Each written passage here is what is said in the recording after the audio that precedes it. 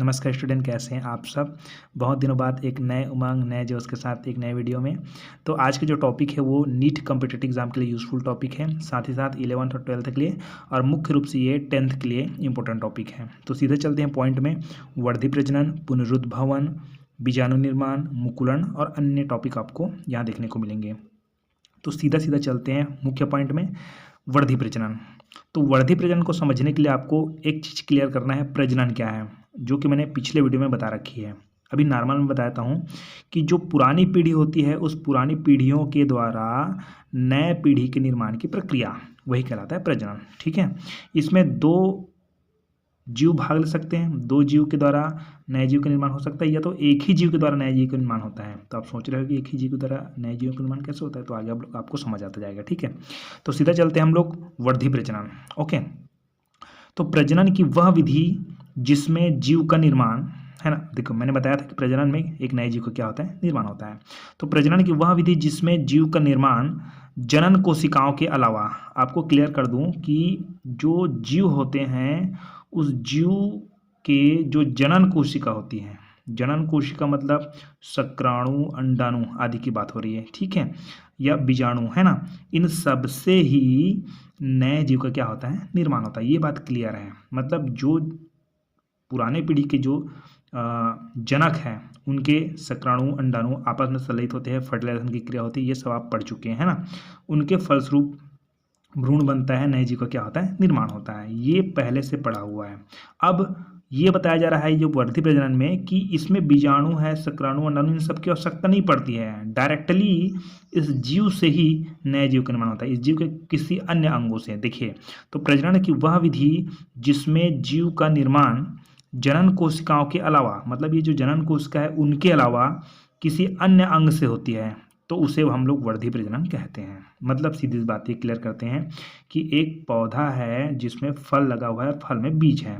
अब बीज में क्या बनेगा, आपका जनन कोशिका बनेगा, है ना। मतलब भ्रूण का निर्माण होगा नहीं यहाँ पर। तो भ्रूण का जब निर्माण होगा तो इन्हीं से ही नए जीव का निर्माण होता है। लेकिन किसी किसी पौधे में तो बीज नहीं बनता, है ना। तब क्या करें, उसके डाली से भी हम लोग पौधा बना सकते हैं, उसके पत्ते से भी पौधा बना सकते हैं, जैसे कि आपका पत्थर चट्टा है ना, उनके पत्ते से ही नए पौधे बन जाते हैं, है ना।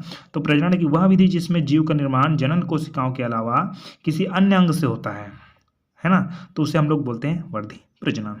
ओके, और ऐसे पौधे जिसमें बीज नहीं बनते हैं उनके संतति में यह प्रजनन, उनकी जो संतति है वह वर्धी प्रजनन के द्वारा क्या होते हैं, विकसित होते हैं। क्लियर है।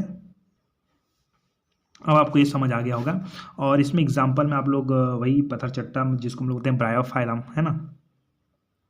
ओके, यह तो आपका नींबू में भी होता है ये, है ना, और बहुत सारे अन्य पौधे में भी होते हैं, है ना। ओके, तो ये हो गया आपका वर्धी प्रजनन। आगे हम लोग चलते हैं पुनरुद्भवन में।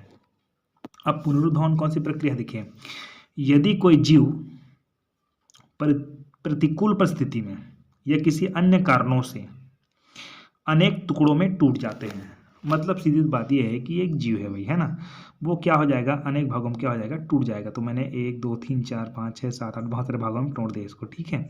ओके, अब क्या हो रहा है कि अन्य कारणों से अनेक टुकड़ों में टूट जाते हैं। तो प्रत्येक टुकड़ा, ये एक जीव था, अब ये बहुत टुकड़ों में टूट गया, है ना। तो जो प्रत्येक टुकड़ा है वो प्रत्येक टुकड़ा एक नए जीव का निर्माण करता है, ठीक है। तो प्रत्येक टुकड़ा पुनः कोशिका द्रव्य तथा केंद्रक सहित, मतलब इसमें एक केंद्रक था और एक कोशिका द्रव्य था, है ना।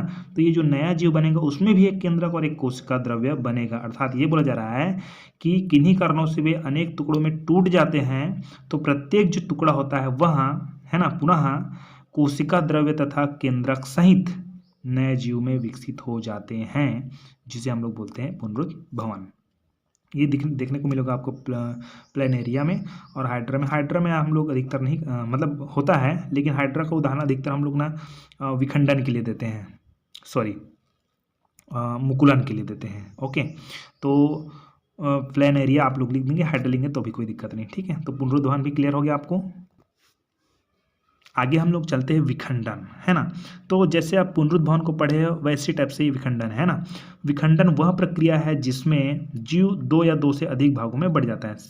सिंपल सी बात ये है, 2 भागों में बढ़ गया, ये लो 1 भाग 2 भाग, या कई भागों में बढ़ सकता है, ये 4 भागों में बढ़ गया, है ना। तो 2 या 2 से अधिक भागों में बढ़ जाता है और प्रत्येक भाग एक नए जीव के रूप में विकसित होता है, उसे हम लोग बोलते हैं विखंडन। सेम टू सेम किसकी तरह है, पुनरुद्भवन की तरह है, लेकिन दोनों में फ़र्क है ना। वो दोनों का परिभाषा में कुछ कुछ फ़र्क है, जैसे कि वो किसी प्रतिकूल परिस्थिति में या किसी अन्य परिस्थिति में विखंडित होता है, ये प्रजनन के लिए विखंडित होता है। ओके, चलिए, तो इसमें हम लोग आते हैं, अमीबा है, पैरामीशियम है, स्पायरोगैरा है। इस पर एक बार क्वेश्चन आया था कि स्पायरोगैरा में कौन से विभाजन पाए थे, तो विखंडन क्लियर कर लेंगे, ठीक है। और कुछ और बातें भी क्लियर कर रहा हूँ, ध्यान सुनना कि आपका हाइड्रा में कौन सा विकुलन होता है। हाइड्रा में तो अभी मैंने बताया था पुनरुद्भवन, है ना। और मुख्य रूप से हाइड्रा में देखें तो मुकुलन, ओके। और आपका देखें प्लेनेरिया, इसमें भी होता है पुनरुद्भवन, ओके। आगे आता है स्पायरोगैरा में होता है विखंडन, देखो वहाँ पर लिखा हूँ, है ना। तीसरा, चौथा ईस्ट में भी होता है आपका मुकुलन, है ना। और चौथा आपका गुलाब में आपका वर्धी प्रजनन कह सकते हैं, मतलब उसको कलम लगाना बोलते हैं, कलम लगाना, ओके। आगे हम लोग चलते हैं मुकुलन, है ना। तो किसी जीव के शरीर की बाहरी सतह की कोशिकाओं में, मतलब ये मान एक पौधा है, एक जीव है, जीव कह सकते हैं तो पौधा कह सकते हैं, है ना। तो पौधा भी होता है और जीवों में भी होता है, मतलब पौधा तो जीव ही है, मतलब मैं जंतु के बारे में बात कर रहा हूँ, ठीक है। तो जब किसी जीव के शरीर की बाहरी सतह की कोशिकाओं में समसूत्री विभाजन से एक उभार बनता है, एक क्या बन जाता है, उभार बन जाता है ना, जिसे मुकुल कहते हैं, इसको मुकुल कहते हैं। जैसे कि आप लोग देखोगे आलू है ना, उसमें छोटा सा ये निकल जाता है, मुकुल बोलेंगे उसको, ठीक है, मुकुल कहते हैं। अर्थात सतह से उभार के रूप में नन्ही कलियां निकलते हैं, मतलब इसको कोष्टक में लिख लेना, है ना। मतलब सतह के उभार के रूप में एक नन्ही कली निकलती है, नन्ही परी निकलती है ना। ये मुकुल विकसित होकर, ये जो मुकुल है, यहाँ से तोड़ भर सकते हैं, अलग कर सकते हैं, ये जो मुकुल है वो विकसित होकर एक नए जीव के रूप में विकसित होता है। यह प्रक्रिया मुकुलन कहलाती है। हाइड्रा में होता है, ईस्ट में होता है, क्लियर है, ओके, एकदम नॉर्मल, है ना। आगे चलते हम लोग बीजाणु क्या है, या बीजाणु के निर्माण को समझाइए, है ना। तो पादपों में निषेचन के पश्चात फूल की जो पंखुड़ी होती है,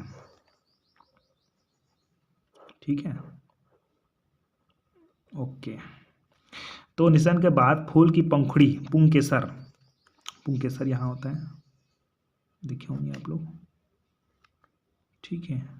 मतलब कौन सा फूल में होता है, अलग अलग फूल में अलग अलग जो होता है ना। ये सबसे ऊपर को नहीं बोलना, पुंकेसर, ठीक है। ये जो दिख रहा है ना, ये गणेश भगवान चढ़ाने वाला फूल है, गुड़हल, है ना। तो ये वाला जो भाग है, इसको ऊपर को नहीं बोलना, यहाँ जो नीचे में है ऐसे, ये आपका पुंकेसर है, ठीक है। वर्तिका, वर्तिका, और ये वर्तिकाग्र, है ना। और ये अंडाशय है, और ये जो छोटा छोटा दिख रहा है, ये है आपका पुंकेसर। अब स्त्री केसर कहाँ है, यहाँ से लेकर पूरा यहाँ तक ही स्त्री केसर है ना। तो पादपों में निषेचन के बाद पुष्प की पंखुड़ी, पुंकेसर, वर्तिका तथा वर्तिकाग्र गिर जाते हैं, ये सब गिर जाते हैं। फर्टिलाइजेशन जब हो जाती है, क्योंकि फर्टिलाइजेशन आप पढ़ चुके हैं, यहाँ पर जाता है ना, गिर जाती है, तथा अंडाशय शीघ्रता से वृद्धि करते हैं। ये शीघ्रता से क्या करने लगती है, वृद्धि करता है, जिसमें आवरण युक्त कोशिकाओं का निर्माण, यहाँ पर एक कोशिका का निर्माण होता है, इसी से तो बीज बनता है ना। मतलब इसी से फल बनते हैं, बीज बनते हैं, ओके। तो पादपों में निषेचन के बाद फूल की जो पंखुड़ी होती है, ये वाला जो भाग है, दलपुंज है ना, तथा पुंकेसर है, वर्तिका है, वर्तिकाग्र है, सब गिर जाते हैं, ये पूरा भाग गिर जाते हैं, बस इतना बचता है ना, ठीक है। तथा अंडाशय शीघ्रता से ये वृद्धि करने लग जाते हैं, जिसमें आवरण युक्त कोशिकाओं का निर्माण होता है, जिन्हें हम बीजाणु कहते हैं। Complete, okay.